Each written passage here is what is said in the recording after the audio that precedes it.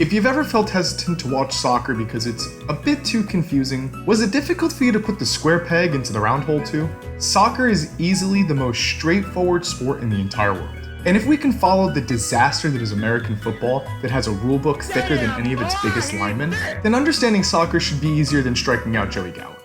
Swing and a miss. Strike three.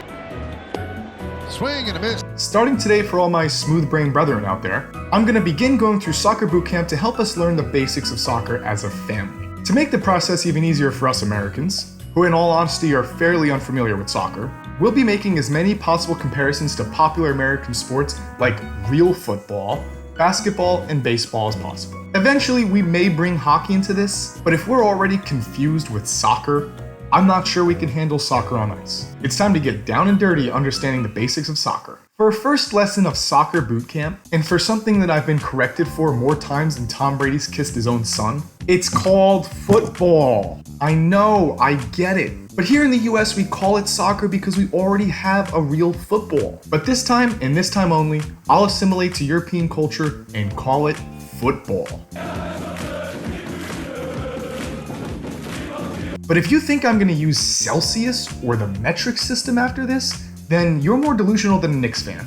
From now on, it will be referred to as football bootcamp. Moving on to our next lesson, it's time to go over the field that football is played on. Now wait, before any of you keyboard warriors flop around like you're trying to draw a yellow, I know it's technically not called a field, but maybe if you'd show some patience, you'd actually realize I know that already. A key part of learning football is understanding its pitches. Come on, guys. Get your heads out of the gutter. I said pitch with a P, not B. A football pitch is basically the same thing as a football field, the American one, except the markings on the ground are far simpler and the size is considerably larger. An American football field is 53.5 yards wide, a nice round number, and is 100 yards wide with two 10-yard end zones on either end. That's a total playable length of 120 yards. However, as a great philosopher once said, it's not about length, it's about width. A soccer pitch is also 120 yards long, but is 75 yards wide. That makes the area of a pitch an astonishing 40% larger. You should probably call them. It's time to talk lines. The boundary lines are referred to the touch lines along the length of the pitch and the goal lines behind the goals. In the NBA and NFL, any part of the player that touches this line is supposedly out of bounds, regardless of where the ball is. In football though, it's the exact opposite. In fact, it's all about the balls. It doesn't matter if the player that's touching the ball is in or out of bounds. As long as the ball hasn't completely crossed over the boundary line, it's still playable. Oh, and in case you're wondering what happens when the ball does go out of bounds, get this. A player on the opposing team gets to pick the ball up with their hands and throw it in, kinda similar to an NBA inbound pass. Who would have guessed? You can use your hands in football. What's next? Am I gonna find out the earth isn't flat? It isn't. It's not? Oh my god. It's round like a soccer ball. In the middle of a pitch, you have a center line dividing the two halves and a center circle. The center circle is where the game starts and the kickoff occurs. Football kickoffs are most similar to NFL kickoffs, they're just not nearly as life-threatening. Good kick. Rolls up. Oh, he gets blasted. The ball is loose and there's a flag. There's one to begin each half and also every time a team scores. In football though, the scoring team doesn't pass the ball to their opponent like in the NFL. In a far more shameful act, a lame team that got scored on has to pass the ball to themselves. I'd personally prefer to watch the goalie yeet the ball across the field to the opposing team.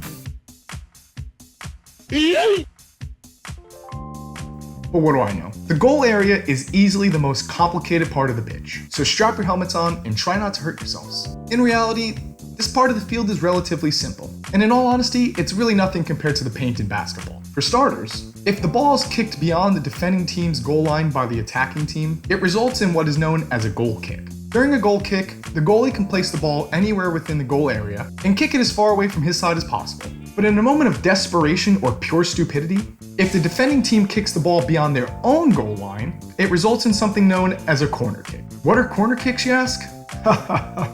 You helmet-wearing fools aren't ready for that level of excitement yet. Next is the penalty area. These lines indicate the area that the goalie can use their hands?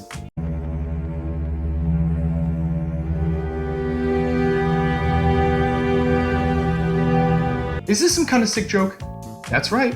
The goalie can use their hands or any part of their body, to stop a ball from coming in this area. It's also referred to a penalty area because if any serious foul occurs in this region, which is actually extremely difficult to judge because football players are notorious for rolling around on the ground, writhing in pain for even the slightest amount of physical contact, well then that foul would result in what is known as a penalty kick. Speaking of penalty kicks, the closest non-hockey comparison that I could think of would be a basketball free throw, except you'd have the opposing team's center standing underneath the basket, ready to block the shot right after it's been taken. Someone call Adam Silva because that would be entertainment. But in all honesty, that's a horrible comparison. So we're gonna have to bring hockey into this. Similar to hockey, the player taking the penalty kick gets a one-on-one chance to score on the goalie. Unlike hockey though, the ball must be placed on the penalty mark and must be shot from this location. The player taking the penalty shot can pretty much do anything short of picking the ball up to trick the other team's goalie. They can do fake kicks, they can change their pace up, they can even do that cute tiptoe that Neymar does when he goes to shoot a penalty kick. Neymar of Barcelona, of Brazil. If you name it, it's probably legal. And this leaves us with our last marking in the penalty area, the penalty arc. Players are not allowed to enter this region during a penalty kick. It basically forms what is a little battle arena. Now who's ready to start talking about corners? Our last line, the corner lines, indicate the area where the ball must be placed within during a corner kick. It can be anywhere within this area, including on the lines, but never over the lines. Starting to get the hang of this yet? If the ball is kicked out of bounds by one of those foolish defenders left of the goal, then you take the corner from the left side of the field, and vice versa. So what makes this part of the game more thrilling than mud pit wrestling? Well, basically the attacking team gets a free opportunity to kick the ball directly in front of the opposing team's goal. A goal that has virtually every player on the field standing in front of it, causing nothing short of absolute chaos and anarchy. The hope is in that moment of sheer chaos, one rogue attacker can make contact with the ball and score a goal. Corner kick. And it comes Smalling! Thank you guys so much for watching today's video. If you have any suggestions on what I should learn next in football boot camp, please let me know in the comments section down below and I'll be sure to check it out. I still got 99 more questions, but a pitch ain't one. If you having girl problems, I feel bad for you, son. I got 99 problems, but a ain't one. I got